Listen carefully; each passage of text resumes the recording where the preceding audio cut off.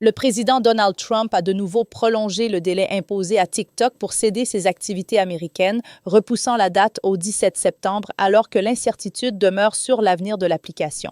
Cette décision intervient malgré une loi de 2024 exigeant que ByteDance, la maison mère chinoise de TikTok, vende ses opérations américaines sous peine d'interdiction nationale.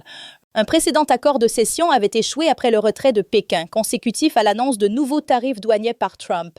S'adressant aux journalistes, Trump a assuré que des acheteurs américains sont prêts, mais a reconnu que la situation est complexe et qu'en attendant une solution, il continuerait de prolonger les délais. Il a balayé d'un revers de main les préoccupations liées à la sécurité et à la protection des données, les qualifiant de largement exagérées, tout en rappelant avoir lui-même utilisé TikTok durant sa campagne. Je suis fan de TikTok, a déclaré Trump. Et mes enfants aiment TikTok. Les jeunes adorent TikTok. Si on peut le garder en vie, ce serait bien. C'est la troisième fois que Trump accorde un sursis depuis le début de son second mandat. Le premier, le 20 janvier, son premier jour de retour à la Maison-Blanche, avait permis de réactiver la plateforme brièvement coupée après l'entrée en vigueur de l'interdiction votée par le Congrès. Le second est intervenu en avril, lorsqu'un projet de spin-off sous contrôle américain a échoué.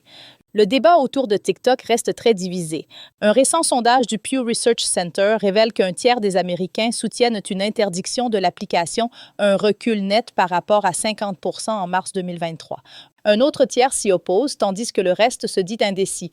Pour l'instant, TikTok reste disponible aux États-Unis, Trump laissant entendre qu'il n'est pas pressé de le fermer.